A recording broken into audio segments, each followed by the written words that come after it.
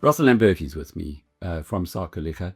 You guys have been in the news a lot lately, but I've got a feeling you're going to be in the news a lot more in the next few weeks.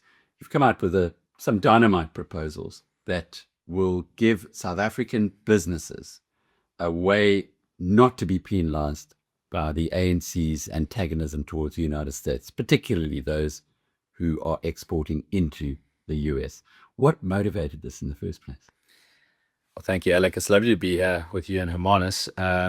Recently, the US Trade Representative put out calls for submissions on how AGOA could be modernized. AGOA is the African Growth and Opportunity Act, and it is the framework by which the US trades with African countries.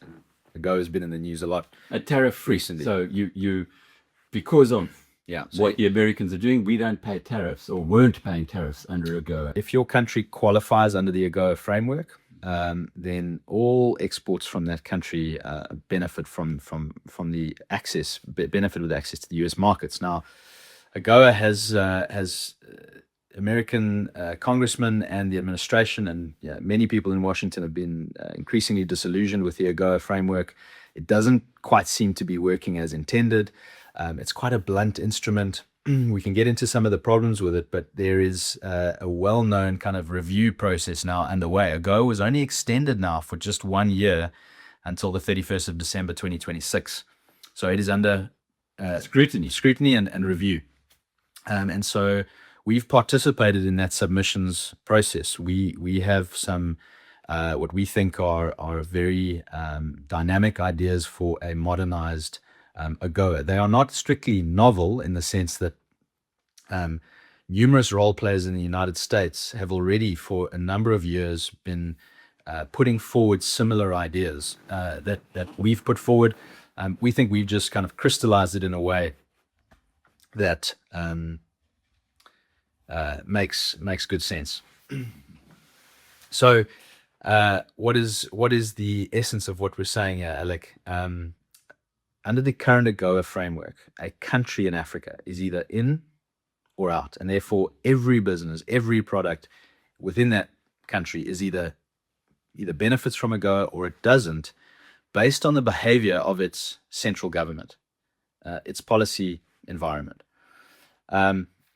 We think that there is a way to make AGOA far more flexible, and that is by introducing what we would call something like subnational differentiation, where individual companies can show that they are compliant with US requirements, regardless of their national government's policies, and actually get access to the US markets tariff-free, or more accurately, at baseline tariffs for their goods and services, or for their goods.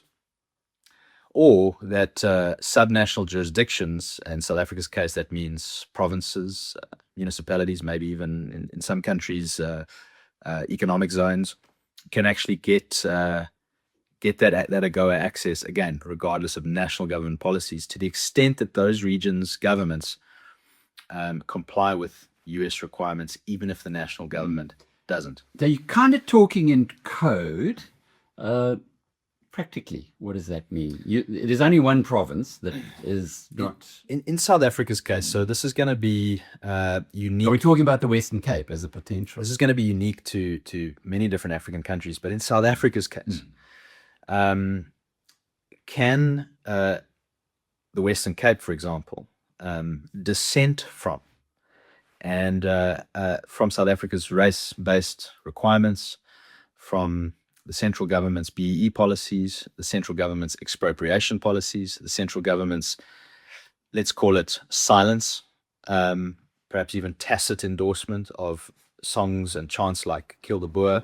And those are you basically told us about the 5 requirements that the Americans have put onto South Africa and South Africa generally to normalize relations. America has made a set of initial let's call it demands of the central government. Those pertain to things like expropriation without compensation. The Americans do not like that. They pertain to BEE, initially for American companies, but in totality, they don't like it as a total practice. They are very, very concerned about the freedom with which whole stadiums of people can sing terrible songs like Kill the Boer. They are very concerned about South Africa's foreign policy alignments and so on. And so they've made a set of initial demands to begin, that's just to begin, the normalization of kind of diplomatic relations. Those demands are unlikely to be met at the national government level, Alec, anytime soon, because they run right into some of the ANC's vital interests. And so it's very unlikely going forward, as AGOA comes under review and as individual countries within AGOA come under review, that South Africa would pass an AGOA review on merit. So it's very likely, whether it's through an AGOA framework and an ejection from AGOA, or whether it's more through the executive function in the United States through what are called its 301 investigations, which investigate things like labor practices, perhaps even the racialization of the economy, various investigations around South African trade practices. South Africa does put currently race requirements on certain import and export licensing. It dictates to European and American businesses who they may trade with in South Africa based on certain permits and quotas and so on. So America don't like this. And so these investigations are already leading to recommendations for higher tariffs. So now, in our view, whether it's through AGOA or whether it's through executive action, tariffs are going up across the board in South Africa. For you, it's like a rational view. It's very unlikely, unless there's a huge step down in Pretoria, so there'll be a reversal in that. So this is not a case of determining or of opining whether that should or should not be the case. America have a particular approach to this, and they are putting tariffs on South Africa. That will either be more or less durable depending on whether this finds expression in an ejection from AGOA itself, in which case this will be quite a durable sort of tariff structure. Our AGOA proposal offers an off-ramp from this kind of punitive action. It says that a province or even a municipality can comply actually with these US conditions. And then how? Just explain how they would. Let me give you a great example. Let's say America said that part of this compliance was that a provincial government may not expropriate land without compensation. Well, that's not difficult for the Western Cape to comply with, regardless of what the national what national legislation says. And we haven't launched it yet, but we're going to be litigating against expropriation without compensation in the Expropriation Act. But let's suppose that legislation sustains. That legislation does not force the Western Cape government to expropriate without compensation. It permits it to which the Western Cape government can respond, we will not take that up. The Premier could make an official formal statement that they will not expropriate without compensation, and if and when they do, they will lose this privilege, this differentiated AGOA access. So that would be one example. Good. What about companies in other parts of the country, though? Yeah. So we think that there are already mechanisms in place. This might sound like an administrative nightmare, but there's actually already mechanisms in place to be able to identify goods from particular companies and agricultural goods from particular regions. The reason why the regional thing sits so well with agriculture is because farms are somewhere specific. Farms are geolocated. Yes, a manufacturing plant might physically be somewhere, but its inputs come from all sorts of different places, and it's much more complex to determine where that product is from. Of course, agriculture has a number of different inputs into it, but ultimately you grow a crop somewhere, and so that can be geolocated and identified. So the Western Cape complies. For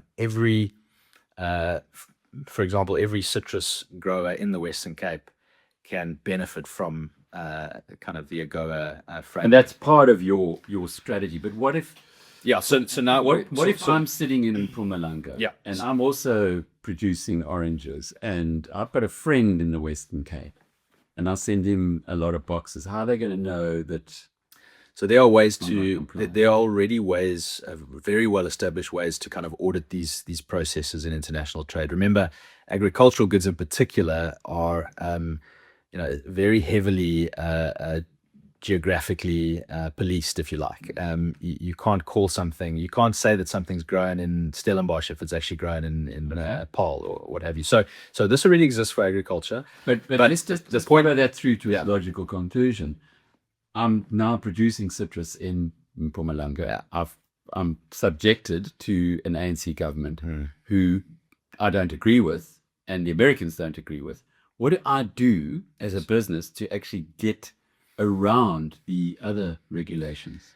That's a great question. So this is where the kind of company level idea kicks in. So we've spoken about the regional idea, but what about at a company level? Well, we think there are mechanisms, very, very feasible mechanisms for companies to register their own compliance and adherence to US standards. Again, let's make that a bit concrete. Let's say that the US said, we know that you are operating in a jurisdiction that very often requires BEE. Okay. In some instances, you might be legally required to do BEE. In other words, if you do not do it, you will lose your license. And if you continue operating like that, you may even be prosecuted. I mean, that's, for example, with employment equity. If you're strictly non-compliant with employment equity, you can lead to prosecution. Okay, so there are certain sectors where it is a legal requirement. In some sectors, it is not. The United States could say, we want to see proof, and this is verifiable, that you as a producer, as a business, are minimally compliant with that particular policy. And that could be coupled with a public declaration that is signed on a secure platform, perhaps even, and then summarized into a public register of companies that formally registered their dissent from BEE and race-based requirements. Now, I just want to add something really important here, Alec. The beauty of this is that this is strictly non-racial. The requirement for these benefits is not a race requirement. It is a principles requirement. Do you agree with and line up with market-based principles, merit-based principles? Do you dissent from the harms that BEE and employment equity and all these things do? So what's interesting about this is a 100% black-owned company can obtain the full benefits of this. 100% white-owned company that refuses to make such a declaration, that does far more BEE structures, maybe not equity structures, but even other kinds of BEE point structures than is legally required of them, may not get these benefits. So that would be an example of how this can actually work. Now you might say, but Chish, thousands of companies, is this actually administrable? And I think that comes down to having a really strong centralized system. There's already good mechanisms in place where goods are either eligible or ineligible. They can be checked off at US Customs. There's already a major administrative apparatus at Customs in any case, because things have to be checked. Contraband has to be looked at. There's loads of different products where, for example, there's tariff exemptions. Precious metals and minerals from South Africa don't attract any tariffs. There's mechanisms to determine who those come from, where they are, and what they are. So, but is there going to be, in the way that you're looking at it, would there be some kind of a register that you would be a member of, and who would administer that if there were? Well, I think ultimately the United States would administer whatever is done here, but they may partner with local partners. But ultimately, this is a unilateral action from the United States. So I can only speculate right now as to the kinds of conditions that they will put into this. But you say, give us conditions that we can follow as business, and so that we're not penalized by Correct. crazy Correct. legislation. And I think we have a reasonable sense of the shape of those conditions. We know already from the existing AGOA framework, and we know from the existing administration the kinds of things that they want to see from a policy perspective. And they don't sound too difficult for many businesses, although if history is any yardstick, you've seen that South African businesses, they have put their heads above the parapet and criticized the government, particularly the ANC, certainly in years gone by, have been heavily penalized. Well, look, Alec, I think there's many businesses that currently do not have any BEE structures, for whom who are to a large degree under the radar, and I think who would readily sign up for something like this. But then they'd be on a register, and then the government can see that they're no longer Well, under the radar. well, what would the government do to them? Because just bear in mind, there's groups like Sakeliga who are watching every move that the government would try and make against those companies. Victimization is not acceptable. It's unlawful. Any kind of a tax that would be levied against those companies could be rapidly responded to. A little bit like what happened in Gauteng, I suppose, with the toll roads. But Sakeliga does seem to be out on a limb here. You have business leadership South Africa who are waving flags to a large degree for government policy at the moment. It's more this let's talk about it nicely. What makes you guys more combative as you have been? There's nothing new here, Alec. This is just doing what Sakeliga does in a slightly different sphere. We're not litigating in this case. We are putting proposals that we think are ultimately to the benefit of South African commerce. That is our mission. We are here to create a favorable business environment, and creating a mechanism that gives an off-ramp away from these punitive tariffs that are the result of horrendous state policies, which we already openly oppose in the courts of law, is absolutely on mission for us. So there would be no inherent reason why suddenly, as we look to this slightly different domain, that we would change our spots. We think that there's a great opportunity here to give an off-ramp and to open those trade channels that America really wants to open up, and that I think many businesses will be able to take a great opportunity of. Healthcare matters, but what matters most? Having cover for the people who keep this business going. Bonitas is there for you when it counts.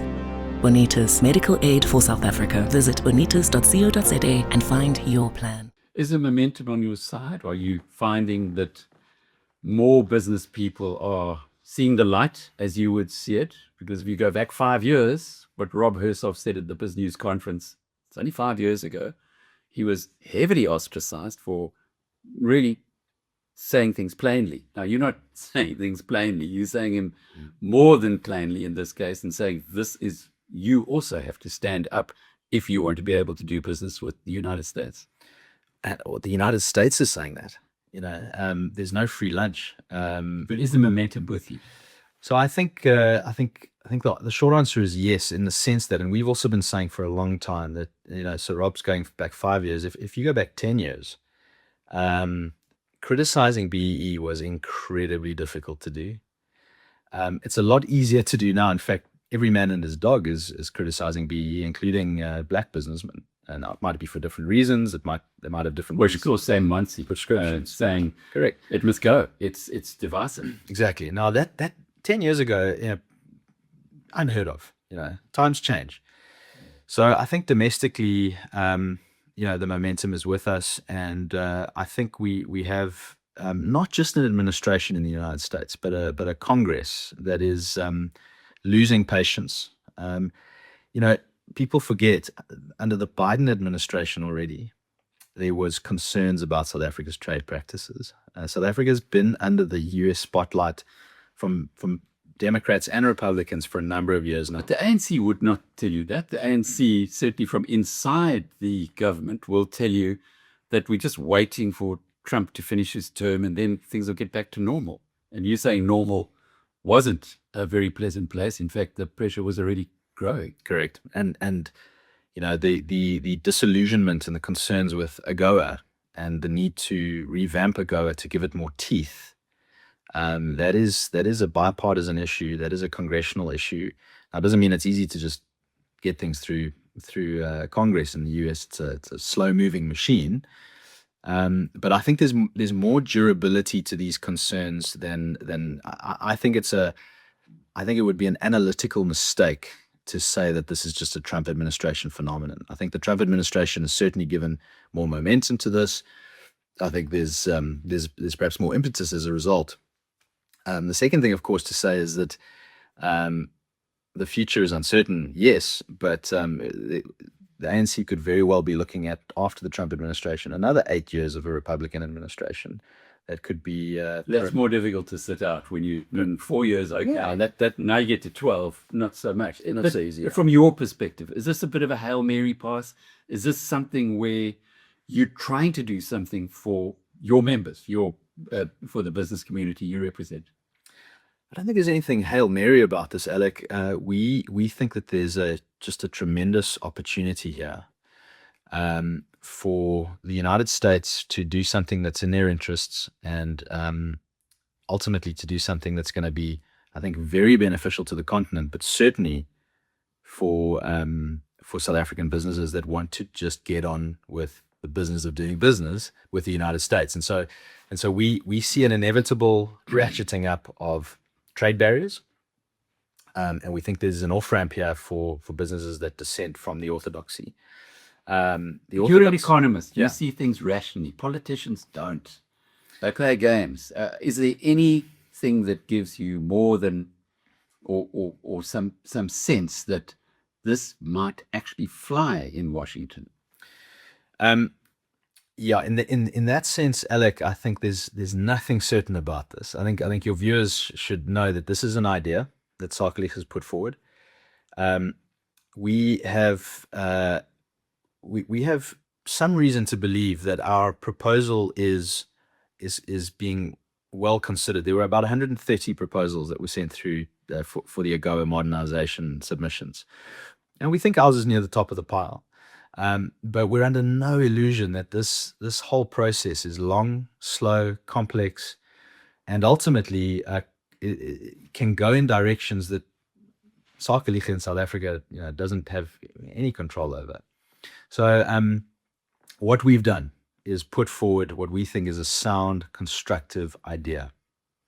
That idea is now in the wild. It now lives, and it's going to be used or abused or misused in the way that lots of forces are going to impinge upon it. But it gives this a chance. It gives AGOA a chance to be really constructively kind of rethought. But what I'm trying to get at is what are the chances of success here? Have you had engagements with members of the administration, with the American who are going to make the decision? Do they give you a sense that actually this could be something that we would really like? Yeah, like I think that there's certain people in the administration that like the idea, but remember, this AGOA idea is not an administration thing. This has to work its way through the halls of the House and the Senate. This is a congressional thing, and that is a much more complex space. There's a reason why it's so difficult to get legislation passed in the United States. By the way, that was by design from the founding fathers. It was something that was meant to be difficult. And honestly, at that level, I can't give a clear answer. It's very difficult to say. We think that there's momentum behind these ideas at an administration level, but how much they can lean on and influence Congress is an open question. So this is something now, I think, to really watch over the next few months. The AGOA stuff is going to build up now over the second half of 2026 towards its deadline. And we'll see, is our idea in the mix, or some version of it, some similar type of process, And if so, we are there to provide insights and kind of support where that might go.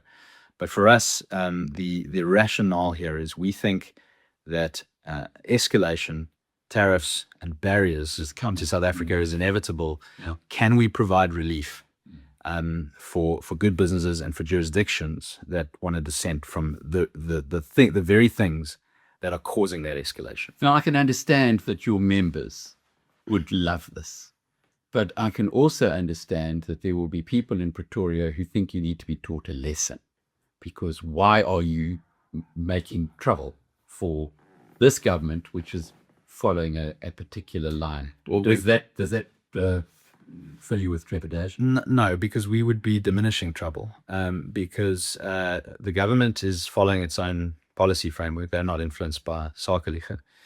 And that policy framework is leading to an escalation of trade barriers. And we're offering as many businesses as want it the chance to get relief from that. And the more businesses in this country that get relief from those measures, the better it is, not only for them, but for everyone in this country that depends on them, which is their staff, their shareholders, but also the people that they trade with. So more successful South African businesses, more successful farms, more successful exporters to the United States is to the benefit of everyone, even people who don't like it. But how well can this travel, though? And I think here, if it's a good thing anyway, even if you don't export to the United States, what's the incentive to pick up on this outside of, well, things have got to change? Sorry, what I'm getting at here is that if you are a business that does not export to the United States, there's no direct incentive to sign up or to become part of the whole scheme. But from the way that you've articulated it, it's actually a good business practice, because race-based legislation is not a great thing for the country in our long term. So can you see this idea moving from outside of the US exporting community? I think so. I think there could be really interesting spin-offs from something like this. This could be the entry point for companies, regardless of their export situation with the US, to sign on to a public code of ethics and be visible to other businesses who've signed that. So hang on a minute, we actually want to trade and do business with guys that are going in a good ethical direction on this, regardless of race. Any business can sign this. Doesn't matter what your ownership structure. It's not the anti-BE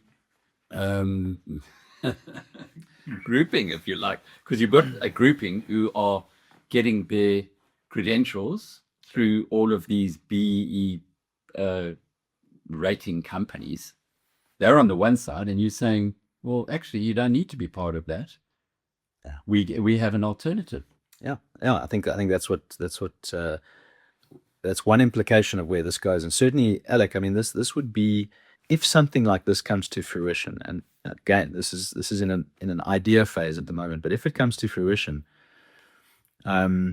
this would be one of the first big sort of counter incentives against the BEE system.